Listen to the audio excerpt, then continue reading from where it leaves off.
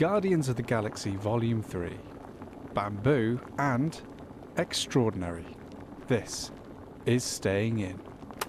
I am feeling quite tired at the moment, so I'm looking for remedies that aren't caffeine related. Okay. Because like you, Sam, I followed your lead last year. I basically cut down my caffeine to like one or a couple of green teas a day. Yeah. So, and that's had a dramatic effect. But you know, occasionally when you need a little bit of a pick me up. Yeah. I'm looking for an alternative remedy. Oh, what for? Trying to stay awake. Staying awake, yes. Let's have a think about this. Can I just say off the bat that the one benefit in life that reducing / giving up caffeine has is that caffeine works again, and sometimes it's an absolute godsend. Oh yeah. It's just like you pick your moment. You're just like, I need a coffee or a tea right now, and it's just like, whoa! You just feel like what's that film with? Was it Bradley Cooper? Is it Limitless? Yeah. Yeah, I just feel like him, just like, whoa, this is what caffeine must have felt like the first time I had it, just like, yes. Based on a true story. Fire him, hire him, buy, sell. Like, I'm just on it. It's great. But what's great about that, Sam, is that when I go out for drinks and I like have a Coke, it is actually almost like an alcoholic buzz. Yeah, absolutely. It's great what limiting caffeine does, because actually you realise that what an actual drug it is. Right, but alternatives to staying awake. So I've done a lot of night shifts in my time, of which staying awake is a key part of the responsibilities. And I've asked quite a lot of people their tactics for staying awake over a night shift. Most people say stuff like just constant grazing or eating. Just on the lawn outside. If you're eating, you're not sleeping. Brushing the teeth. Okay, yeah, I can see how that works. I was going to go down the opposite route, which is I was told... What's the opposite of brushing teeth? Having an ice cream. Just covering your teeth in dirt. Yeah, having an ice cream, yeah. Yeah, I can see that. The cold wakes you up. Buzz. Yeah, I used to do that when I used to drive through the night. I'd wind down the windows, have an ice cream, and then I'm fine. When you used to drive through the night, during your HGV years, Trucker Kris. Trucker Kris. He'd drive his hog. My grandfather was a HGV driver, and he would just reverse it down the cul-de-sac that he lived on with my nan. And he once knocked down the post box once, and not the post office. And for weeks, the locals couldn't be asked to lift it back up, so they would just post their letters into the box lying on the ground.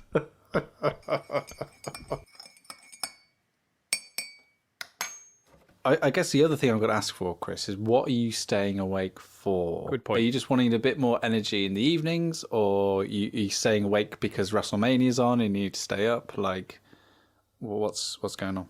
Because of my work patterns, I am getting up at 6 every morning, leaving the house at 7:20 to get into work for 9, and then often I'm not back home till about 6:30. And then what tends to happen is I have to go to bed at 9. And some instances, like for a Friday night, for example, where I haven't got work the next day, just staying awake a little bit longer, just eking out those hours a little bit longer. That's what I'm looking for, essentially. Okay. And I can't have an ice cream every night. And I can't just open the windows. So the Salem Health Hospital and Clinics have made a blog post called How to Stay Awake Naturally. Some top tips here. Get up and move around. Great. If you're moving, you're not sleeping. That's true. That's scientifically true. Keep dancing. Unless you're sleepwalking. Can you take a nap at work? Between 5 and 25 minutes. My partner, she would sometimes, when the traffic is awful in the city where she works, so she would drive in extra early, park up, and then sleep in her car for a bit before walking into the office. Wow. Fair play. I feel like the next tip is sort of the same as the other tip, which is give your eyes a break. Well, that's it's a dangerous thing. Just close your eyes. That'll help you. Yeah.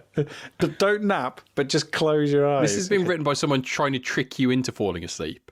I thought you were going to say, Sam, it was like, you know how flamingos switch from one leg to the other, that I close one eye. And everyone around Kris in his office is like, is Kris winking at me? Incredibly slowly. Eat a healthy snack to boost energy. They do make some recipe suggestions. Peanut butter on a whole wheat cracker. Yogurt and a handful of nuts. Doesn't sound as nice. No. And you're so angry about what you've eaten that you just stay awake. Oh, here we go.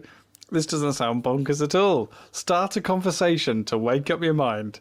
Hi, Kris. How are you? I'm fine, Kris. Yeah, not too bad. Just feeling a bit sleepy. Oh, my God. And the suggestions that they give, it's like, if you're fading fast, engaging in conversation can get your mind moving again. Talk to a colleague about a business idea, politics, or religion. Yeah, the light stuff. The big three. I mean, you could get into like a really compelling TV show.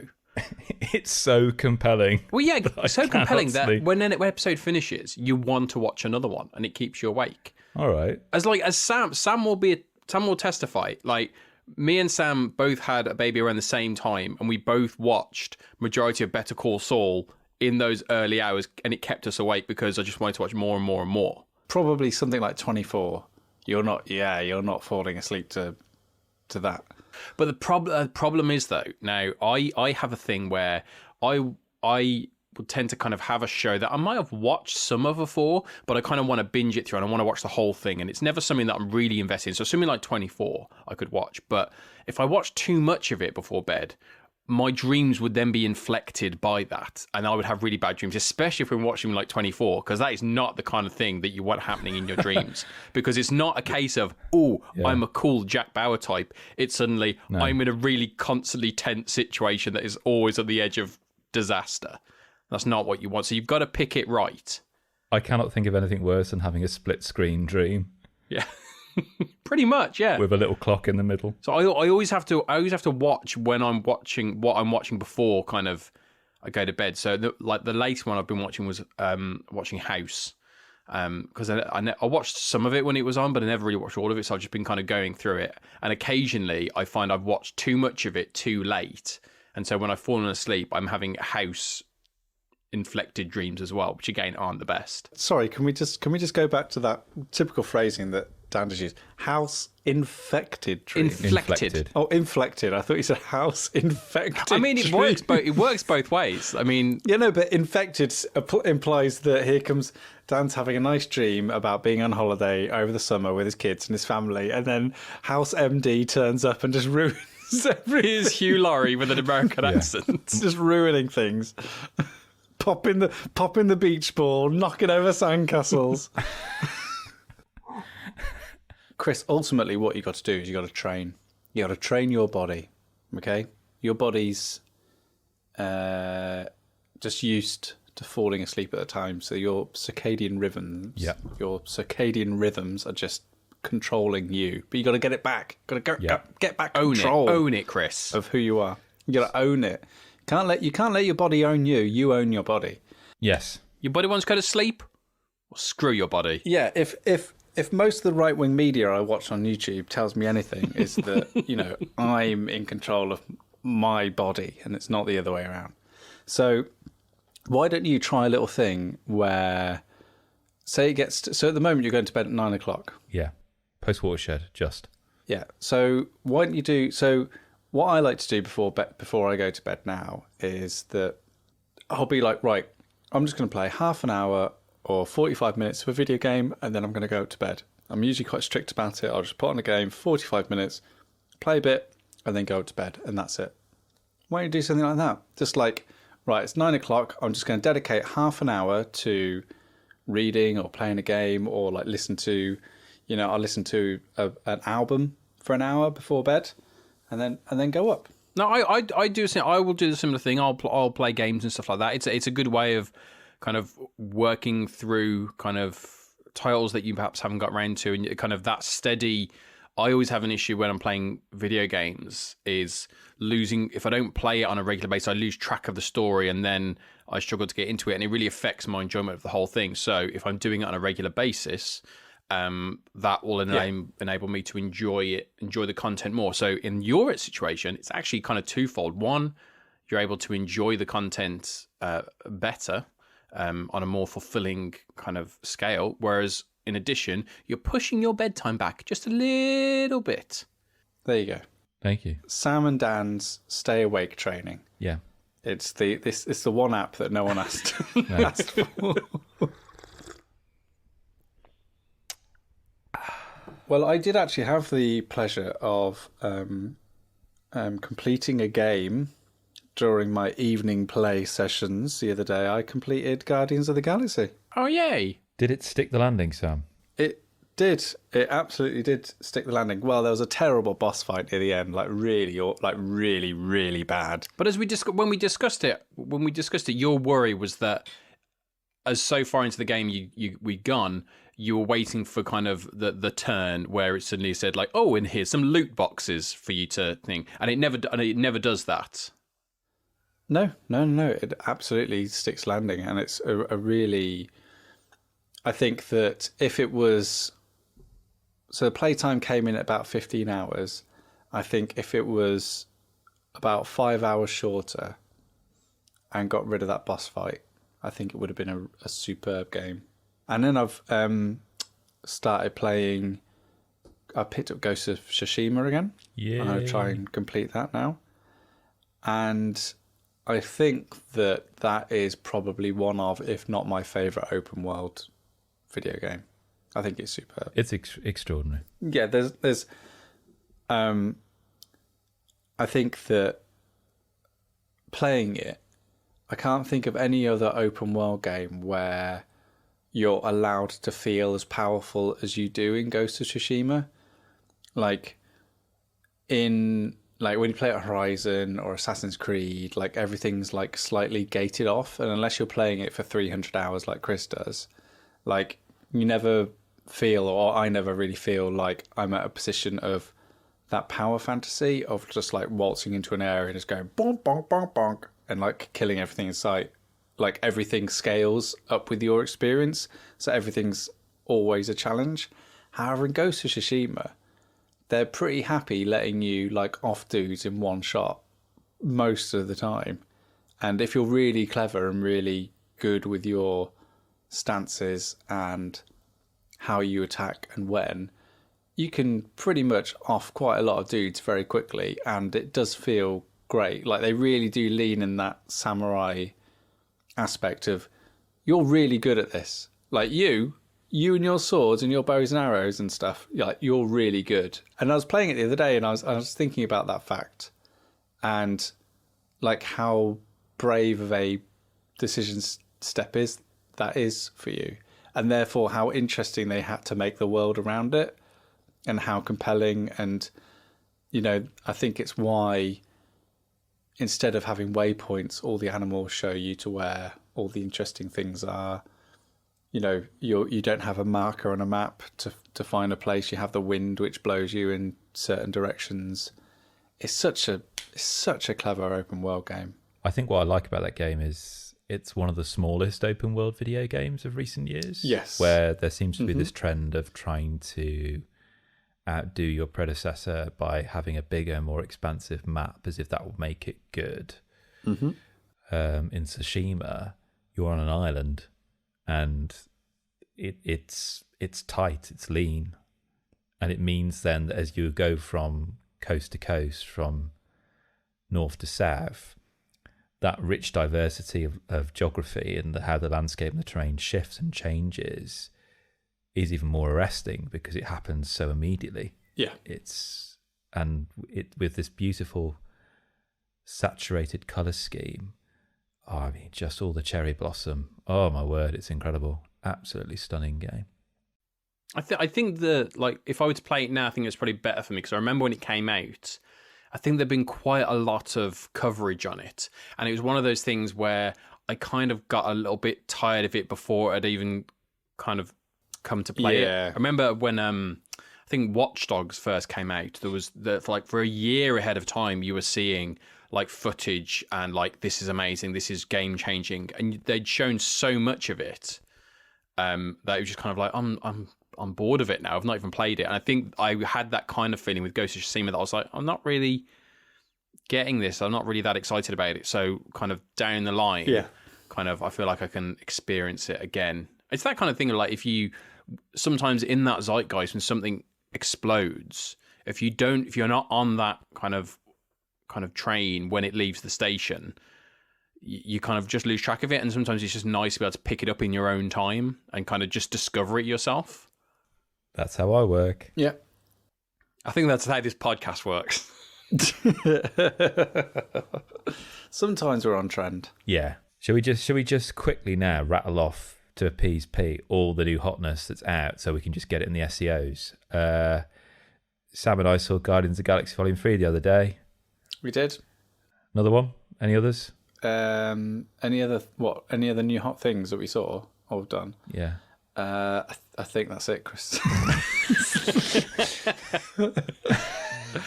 I do want to try and get to see Guardians of the Galaxy 3. Like, I haven't been to cinema in ages.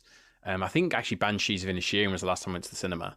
And like the last few Marvel films, I've kind of caught up when they've landed on Disney Plus. Like, I watched Quantumania the other day because I just thought I'd wait for that to kind of land on there. But I do want to go and see Guardians 3. I just haven't been able to yet. I'm on holiday next week. I'm not going to be able to go then. So it might come a time where actually, when I finally have an evening to do it, it's no longer in the cinema. So, but fingers crossed, I might be able to catch it, because it does strike me from everything I've heard, it's the kind of thing that does benefit from being on a big screen. I mean, the Guardians films always did, because it's not just about crash bang wallop. The Guardians film always felt grander in scope than a lot of the other Marvel films.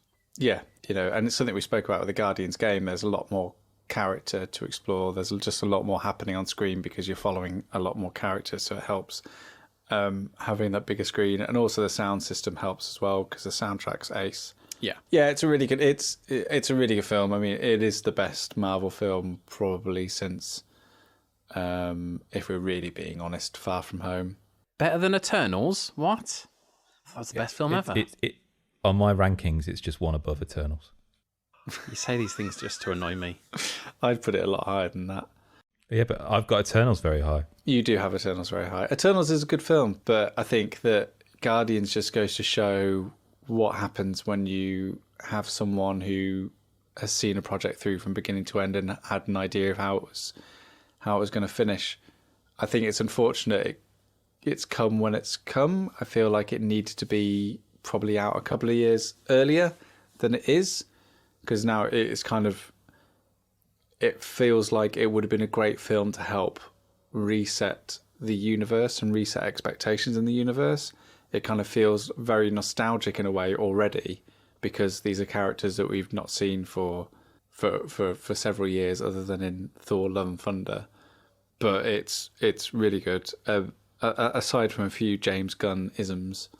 I think when you watch a James Gunn film, you have to accept there may be James Gunn isms. Yeah, I know. I just wish he wouldn't, but but I feel like it's just part of his process, and I think like 80% of that process I really enjoy and I really like. You just have to kind of put up with the 20% bad, tasteless jokes and going one step too far with a reference or something that doesn't need to be there.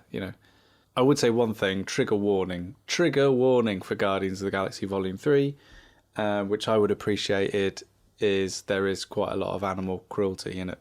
So I find that really difficult to watch. I didn't know it was going to be in there, so woohoo. Yeah, neither did I. It's probably one of the drawbacks of not watching any of the trailers beforehand. Hadn't got any inkling of that. And No. Yeah, and there was a point halfway through the film when I was thinking, oh my word, am I ever going to want to watch this film ever again? And yes, it does stick the landing though, but it doesn't shy away, and I can kind of understand why it doesn't do it in a kind of gratuitous manner. I understand why it's there, and many would argue that it's important that it's there, really, but Oh my word! For a PG-13 film, it's probably one of the darkest PG-13 films I've seen in quite a while. We can talk about some other new hot things. Do you want a new hot board game? Do you want it? Will it keep me awake, Sam? I don't know, because it's quite a long one. We have played it, and it was late at night. It was late at night. Well, it ended up being late at night because it was a long game. But we played Bamboo from our friends and your friends at Devir. Bamboo is, how best to describe it? Well, it kind of combines two of my recent favourite things from Devir, this board game company.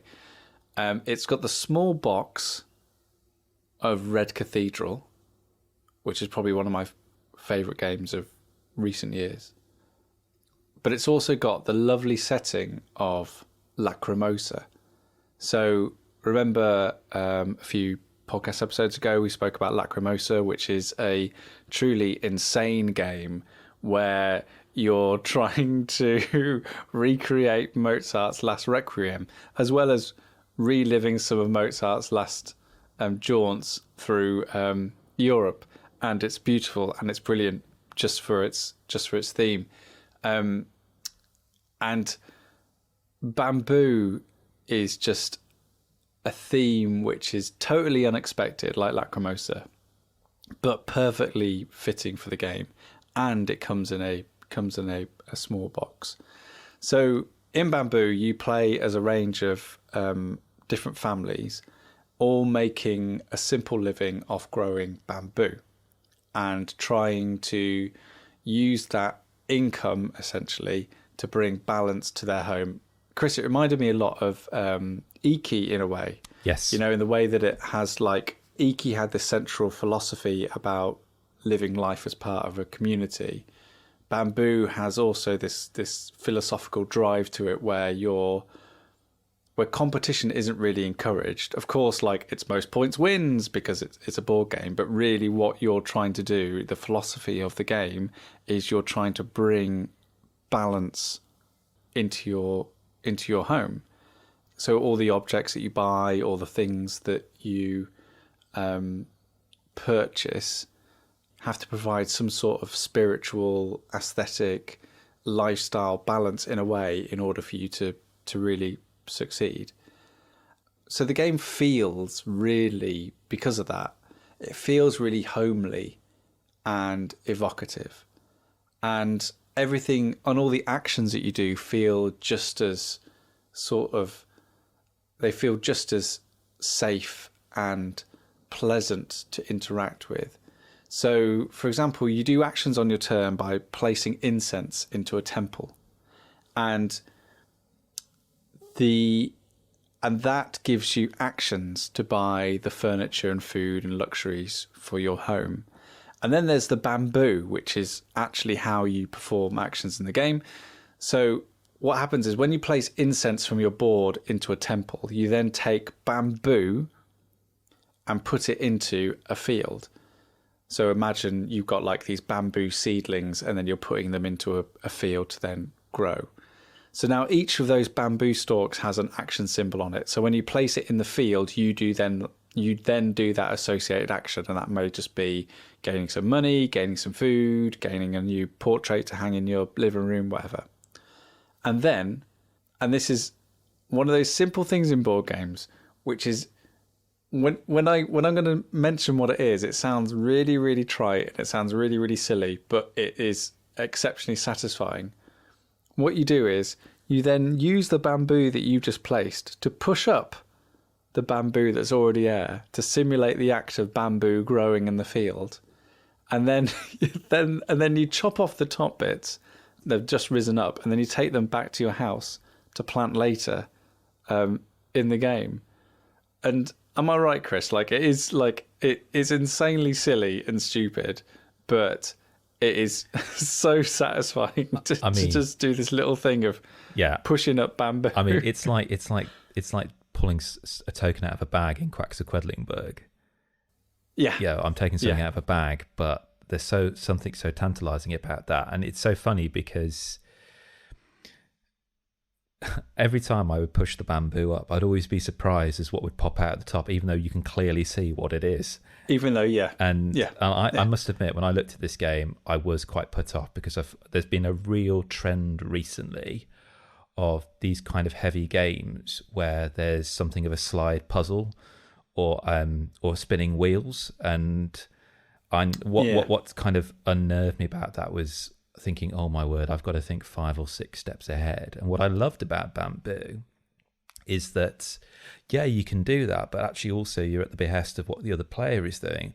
What I like is when Sam chooses which bamboo to grow, the impact it has on me is that actually I don't have analysis paralysis so much, because the actions I'm left with are the actions I'm left with. And even if I really want to do something, I might not be able to do it because of just what's left with me there.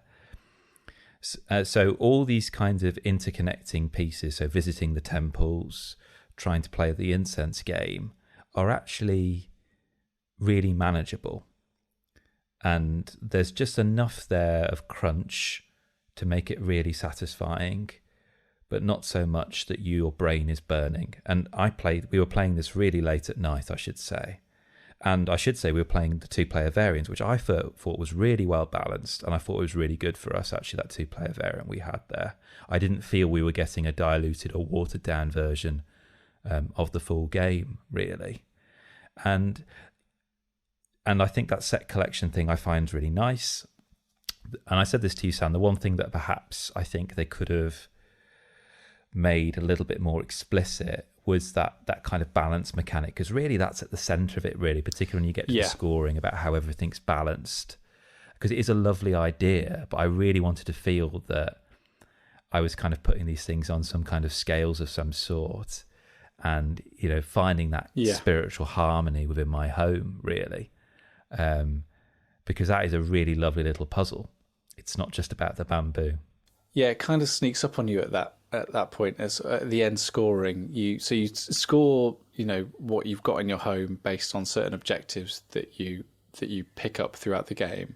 But then at the end of the game, you have to see if you've achieved balance in your home. So your home is sort of split up into 3 sections. Then you have to weigh up each half and see how much sort of points you've scored within those halves, and see if you've been able to achieve this balance. And it's a rule which, if I told you that at the start of the game, I felt like it would have been too daunting and too much of a long-term strategy to really consider to enjoy the early parts of the game. But when I tell you at the end, it's too late.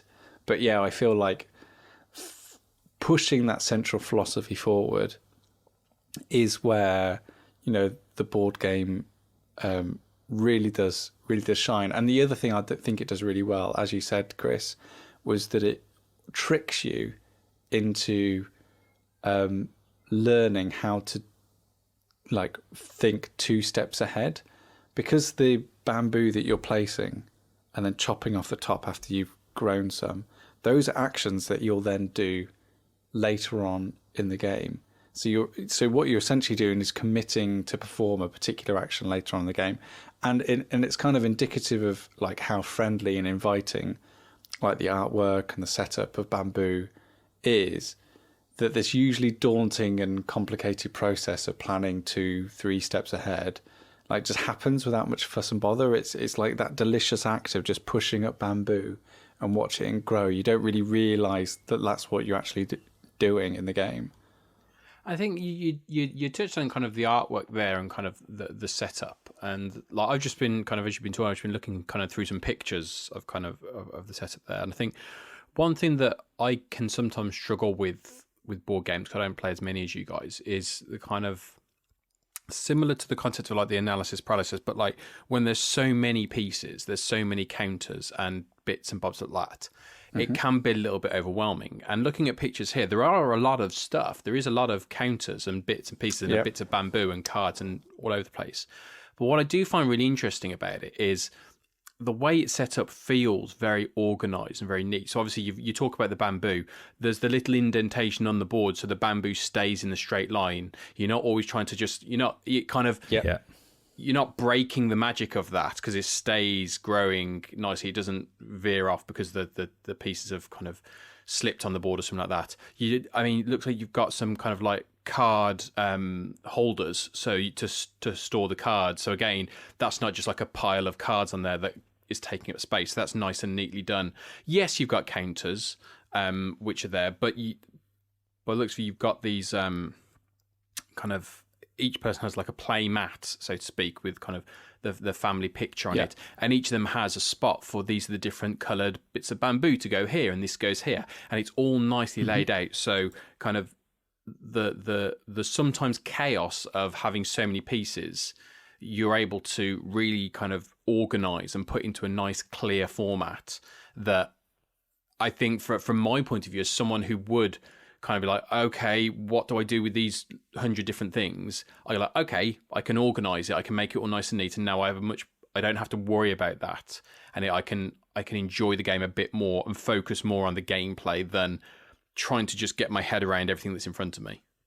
The game does do a lot to try and not be as imposing as it possibly could. Like there are a ton of systems going on here, and if you're familiar with like a modern strategy board game or a modern Euro, as some people may call it, like there's lots of things you'd be quite familiar with, but I think Bamboo, with its artwork, is kind of straddling an interesting line, because I think a lot of people pick it up off the shelf because of that artwork and because of the small box, and not really be able to comprehend kind of what's inside. So I think quite a lot of the heavy lifting is taken away by how it's organised on the table, how it looks, what you're actually doing in order to try and make it as appealing as possible to that kind of audience. I mean, personally, and I don't know if you agree with me, Chris, I think that as the game gets on, it gets incredibly complicated and it gets incredibly deep in terms of how you essentially end up maximizing your turns. And by complicated, I don't mean it just adds systems on systems on systems. It just means your turns kind of get longer. And the trick of the game is how can you sort of maximize the bamboo that you're cutting off and that you're placing in order to really make sure that you're getting the most out of your turns.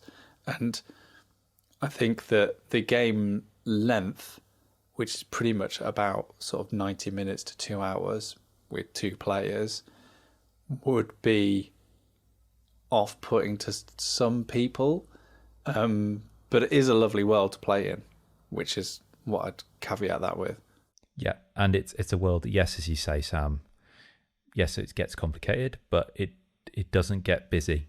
The board isn't busy. It's not a sprawling board. You don't walk in at the end of the game and you just see your table is just covered with all these pieces. It's still the same amount of stuff there, really. It's just how you use it within your home.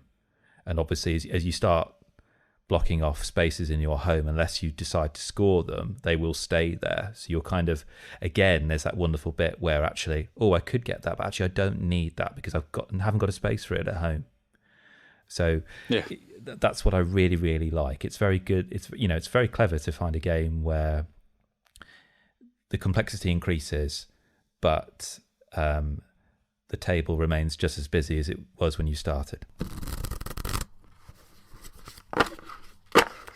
But we also played a big old game before that. Did. The opposite, almost to a degree. A big old box that I heaved onto your table. What an afternoon / evening / the next day it was. Yes, and this was a game, callback to Aircon, where I had been in Aircon for about 4.5 minutes before you and Pete hustled me into the bring and buy sale, and literally the voice of conscience in my ears directed me towards this box, which was Lord of the Rings, Journeys in Middle-earth, from Fantasy Flight Games, published. Can you believe it? I can't believe it's this old, 2019. Gosh, that was a very long couple of years between that and here. From Nathan L. Hayek and Grace Holdinghouse. I think I found a game that all 4 of us would love. Well, 3.5 of us. Yes, that's a bold statement. Jury's still out on Pete. Dan, this is what basically me and you experienced when we played Lord of the Rings online together. Okay. So I'll set the scene for you. The reason why this box is so bloody thick is just lots of modular tiles. And the reason why the box isn't as thick as it could have been is because this is an app led game. I think there's probably a better term for that. So you have to play along with an app, whether that be on your tablet, your screen, mobile or laptop, but you have to play along with with an app. And you get this wonderful kind of haunting music playing in the background. Somebody sets the scene for you. Then it tells you which player tiles to put on the board. You choose your characters in advance, some of which are well known. You've got people like Aragorn, you've got Gimli there, you've got Bilbo, and others aren't. They've kind of been created for this property. And you choose what kind of character you want to be. So I could play Aragorn, not as a hunter. I could play Aragorn as a burglar, for example, or a musician. And that gives me a particular starting hand of cards, which is pretty cool. And I can choose my equipment, and it tells me in the game what equipment I can choose from. And I get that from these deck of cards, these small, tiny little cards, almost like Takenoko-sized cards, for those who play Takenoko. Yeah. And the game is set, and then you launch the app. It tells you which tiles to play, and you start off with a couple of tiles, and it's like, okay, where do you want to go? Well, it gives you a bit of a flavour. So when we played it, it was like there's been a robbery in Brie, and you saw some people running off in that direction. But it doesn't say go and investigate. It doesn't say go and track them down and bring them back to Brie. It's just a little bit of something to get you going in terms of like building the world. It's kind of like, well, we can just go off and do our own thing, but depending on who our characters are, like, we can start building something around that narrative. Like, if we choose to investigate or we choose not to, we're starting to build our own little world within Middle Earth. Yeah. And you can kind of move around. You can search tiles, which can reveal new things. That could be enemies. It could be little secrets. You can also perhaps reveal new tiles that will have to be placed on the board, and the game tells you when to do that, really. And running across the top is this little clock, because after you've taken your go, the clock moves onwards, and when it reaches a certain threshold, something will happen. It's generally quite bad. So you can't dilly-dally forever. And that's great for two reasons. One, because there is a degree of focus here, but two, it means that instantly the game's replayable because, I missed that last time. I wonder if I played this again, what I'd find if I went over there next time, which is really cool. One thing I will say to people, if you're going to get this game, or you already own this game, do yourself a favour and get yourself some 3D printed card holders that are designed for this. I bought a pair, £6 each, and it meant that Sam and I could slot our cards into it without accidentally leaning over and just shoving all our cards across the table. Yeah. And that's kind of the way the game goes. You know, there's attacking, and the attacking is quite cool, Dan, because you basically choose an enemy on the app, and then it shows you up there, shows you a kind of like a screen, and then you draw your cards, and then you type in how much you hit them for, and you hear the whack, whack. It's a very meaty. It is very meaty whack. And some of the weapons have extra things like pierce, so you really hear that sound through the armor as well. You've broken through the armor, and you take them out, and the game tells you, okay, you've done it, get rid of them, and you keep going.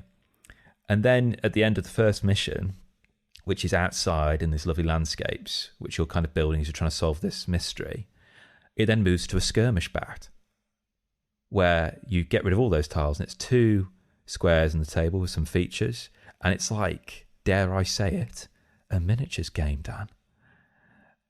And it's just a grid, and you are in a very close skirmish battle. Same mechanics as before, except some of the geographical features give you certain affordances or challenges, say, for example. And I really love that kind of, that vacillation, going from this expansive kind of level to a skirmish and back and forth, really. It's interesting because, I mean, listening to kind of the how you're describing it, like, It sounds a bit like a choose your own adventure thing as well. Of Yeah. That go is from it. step one. We've made this decision. Next time we'll make a different decision, and we'll go down a different kind of branch of the narrative tree, so to speak. Definitely. And what's really cool about that tree is that at the end of the first bout Sam and I played, we stopped and the game saved our progress. And that meant that I could just put the cards back into the box as normal, and I could pick up this game with Sam and it would tell me exactly what's in our respective decks, very quick to set up. I've also got another save on the go where I'm playing this game by myself. So I've got that saved on there. And I had a very different kind of experience to playing it with Sam because I started in a different part of the map. The broad brushstrokes were there, but they were in different places. So it's not as if like I can only play through this game once. Add on top of that I can try different permutations with characters. Add on top of that, there are other kind of levels to go through. Add on top of that, other digital DLC I can download onto the app. I mean, for me, this is going to be in my collection for a long, long time. And as a solo experience, it is glorious because so much of the heavy lifting is done by the app, rather than me having lots of tokens on the table to measure hit points for various different enemy factions. It's all done within the app. So it's not as if it's doubling up on the game and I'm actually just seeing like a really cool interactive version of what's on my table. The app is really there as my games master, essentially. The cynic in me believes that, you know, it's going to be in your board game collection for as long as the app is supported and it's still like functioning. That's the only thing that kind of thrilled me but disappointed me with the game. I think it's just like, it's really nice just pressing a button and having everything done for you and things being read out for you and music and like, but I did miss part of the, you know, the joy of picking the soundtrack ourselves and reading the things out ourselves and going through the rule book and figuring it out ourselves. It's kind of, you know, I guess the thing that is the complete autonomous of this game is something like Jaws of the Lion, which is all pretty much, you know, analog and everything's run by the players and you get out of it as much as you put into it in terms of how evocative you want it to be. Whether the Lord of the Rings, it's I want to say spoon feeding, but that sounds like a very negative thing, but it does kind of like, it's very fast foody, it's very instantaneous gratification, it's very junk foody and I mean that in a very positive way, is that you play it and get all these nice little beats immediately and you can immediately start making stories and making up characters. All the interactions that you have with it are so immediate and gratifying. We'd have to play it a bit more, Chris, to see like what the nutritional value of it is in order to take the metaphor a little bit further. But that is nothing to say there's nothing wrong with a fistful of onion rings once in a while.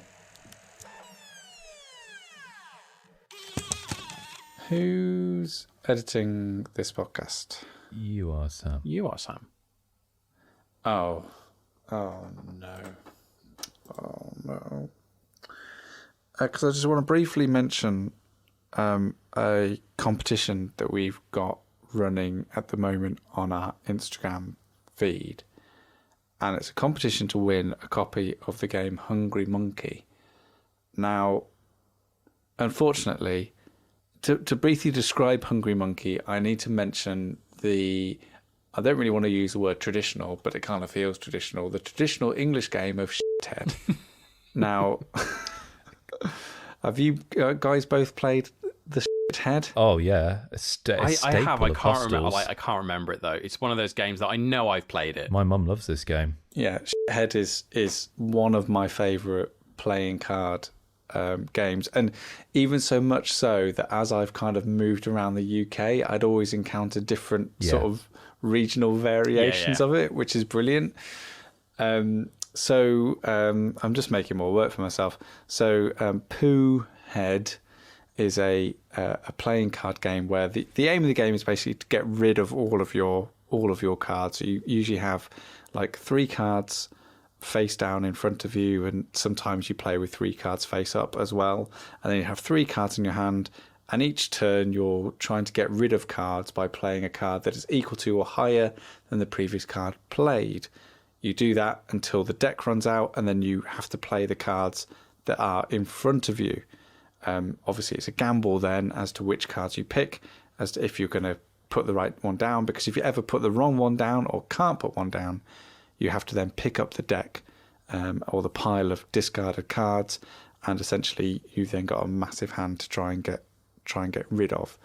And then there'd be certain cards that would provide specific powers. So like a 7, for example, in some places in the country, that the next player would have to play a card that is lower than a previously played, or 2 could, for example, could be played on any card.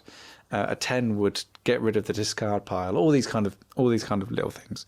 What Hungry Monkey has done, and this is from HeidelBÄR Games, is they've essentially codified Shithead, and they've given it some stunning artwork by Shashrita Batterjee, and basically made it into almost the official version of this roaming wild game. So it plays in pretty much exactly the same way, but it actually has like a full rule set, as in these are the special cards and these are the powers that they have.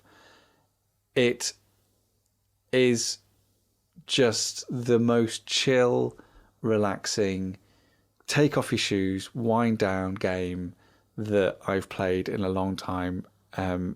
Just one of those games that is in your backpack at all times, just in case you have a moment on a train or in a pub or out and about, just to play it, because the interactions with other players and what you're actually doing with the cards is so easy and immediate that the downtime is just so wonderful, and like you can have a conversation whilst playing it. Like there's nothing obtrusive that gets in the way of just catching up with your friends. It's a bit like we've all started to play Power Wash Simulator together on PlayStation, and it's a bit like the same. It's kind of like a task that's enjoyable to some regard, but doesn't get in the way of you just allowing each other to catch up and like have a great time. And Hungry Monkey does that in just the same way that Poohead did, but with much more interesting and inviting card art, a codified set of rules, and actually it has a way of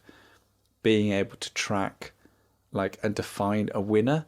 So usually in Poohead it will be whoever's just last would lose. Basically you're just aiming not to be the person left with cards on the table. But what Hungry Monkey does is it has a Hungry Monkey, of course. If you finish first, you get 2 bean cards of a value of 3 or 2 beans. If you come second, you just get 1 card of a value of 3 or 2 beans. If you come third, you just get 1 single bean card. And it's the first player to 10 bean cards. So it brings all of this stuff together to bring the game to life, really, beyond what was just a normal sort of deck of cards. And basically what I'm saying is this brilliant game, this lovely game that you can just shove into your bag, is available to someone via Instagram. And all you need to do is like the post, follow us, and then all you need to do is put in the comments someone you'd like to play Hungry Monkey with and your favourite bean. It's got to be baked, hasn't it? I'd pick Broad. Dan? Cocoa? Oh. Good shout. So if you'd like to win a copy of Hungry Monkey, then do head off over to our Instagram page, where that competition is open for the next sort of, we'll keep it open for a couple of weeks or so. But yeah, it's a really good game, and I was a bit sort of hesitant to begin with because I thought, what is the difference between this and just playing it with a pack of cards? But it turns out that some really, really incredible artwork and bringing on the bean element to it just lifts it above sort of the folklore game of old. How far into the past can we talk about stuff and it's still classed as the new hotness? How far back can we go? What month is this going to be coming out? June. I'd say June. Oh no. Okay, so this is old hotness. because this is another option for Kris, potentially, if you wanted to have something to keep you awake. Okay. We talked about kind of with games and stuff, like a little half an hour batch. I've watched a series on Disney Plus, which came out kind of January, February time, called Extraordinary. Have you heard of that? Yes, I've been watching this, Dan. Ah, there we go. That's why I'm so wired. Sam, are you familiar with Extraordinary? No idea what it is at all. Sounds like a game show. So Extraordinary is a comedy by kind of a new writer called Emma Moran. And in a world, in the kind of the cultural landscape that we have of kind of superpowers and superheroes, it does kind of feel like we're very saturated with that kind of stuff. And so when I saw there was like a new comedy, it was quite kind of directed towards like a younger demographic, about superpowers and stuff. I kind of thought, nah, it's going to be more of the same of all that kind of thing. But I thought I'd give it a go anyway. And we've seen so much kind of superhero and superpower stuff of late that I was really impressed that a show like Extraordinary came out, which takes the concept of superpowers, not superheroes necessarily, but superpowers, and does something really interesting with it, that I've not really seen since perhaps Heroes, like way back when. I mean, like it became kind of maligned over the course of its run, Heroes, but when it came out, it was exciting, it was new, and it was doing interesting stuff. And Extraordinary is a comedy, so it's not a drama in the same way that Heroes was. But the concept of this show is it's based on a group of kind of early 20s, kind of just not far out of uni, kind of early to mid 20s, and they live in a world where kind of around your 18th birthday, everybody receives a superpower of some kind. It just happens. Genetics, everybody develops a superpower, and it could be anything. You could have your standard ones of flight or strength or anything, your kind of standard ones. And the story's about one character who hasn't got a superpower. So she's the only one pretty much who doesn't have a superpower. And she's waiting for that superpower. She feels very left out because of that. All her friends have them. Her family have them. Isn't this the plot to Encanto? Funny you should say that, because I have seen it referred to as Encanto meets Derry Girls. So I don't know if you've watched Derry Girls, which is I think you kind of. That's fantastic. I love that. So yeah, you're getting kind of that kind of. That's it. Finish it there. Yeah, Dan. Encanto meets Derry Girls with like sex education thrown in as well. Those are your kind of touchstones on that. But what it does, I found fantastic, and it gets you right from the start of how inventive they've taken the concept of superpowers. Because like we've seen all your traditional stuff, but the opening scene is our main character kind of in a job interview. And as she's been asked a question, she starts to like just like verbal diarrhea of like her entire life story. And then she kind of says at the end of it, like, I'm sorry, I don't know why I said that. And she said it because the person doing the interview has been hired because her superpower is whoever she's talking to is compelled to tell the truth. And so it's a great idea that in this world of everyone having superpowers, that affects like the life that you live in terms of the job that you get. If your job is that, then you are hired as a HR person because you are excellent in that job because people can't lie to you. And it's a really smart idea. One of my favorite ones is one of the main characters called Carrie, the best friend of Jen, the lead, played by Mairead Tyers. The best friend, her kind of superpower is she can kind of channel kind of spirits of people who've died, and that's not a particularly kind of innovative superpower. Kind of that you've seen variations of that kind of elsewhere in culture. But what's brilliant is the way it affects her. Is her job is to basically kind of channel these spirits and to give kind of posthumous testimony when people are debating wills and stuff like that. So the person whose actual will it is can argue with the people saying, no, I should get this. And they can actually say, no, I don't want to give you that because you did this and this and this and this. And it's just a really inventive way of using these superpowers. And at times the series does get a little bit puerile. The kind of the level of comedy flitters kind of around the line of bad taste and good taste. Most of the time it walks that line really nicely. A couple of the times it kind of drops underneath it.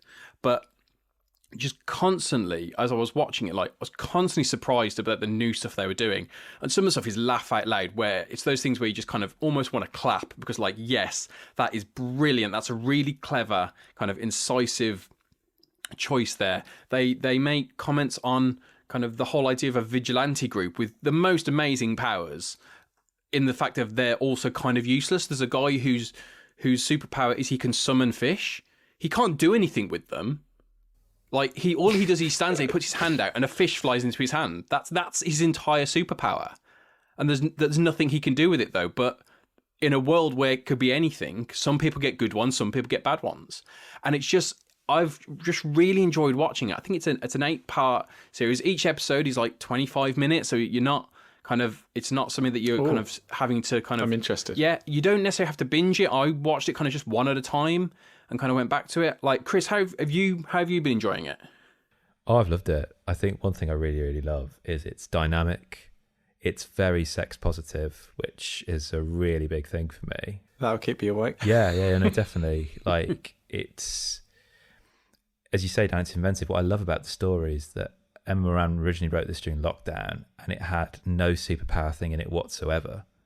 It was like a kind of situation comedy amongst flatmates in their 20s, and it would almost feel like that would have been the reverse, that it started off with this idea that we have this world with superpowers. What story do I tell in that world? But it was the complete opposite of that, which I love.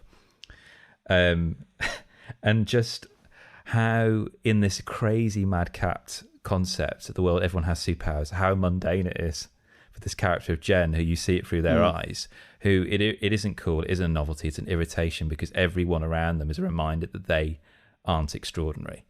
Their boss, for example, they work in a party store. Their boss is essentially looks like an 11-year-old girl, but has lived for about 50, 60 years. So you hear these kinds of tired kind of sentiments going, oh, back in my day, and it's from the voice of an 11-year-old girl.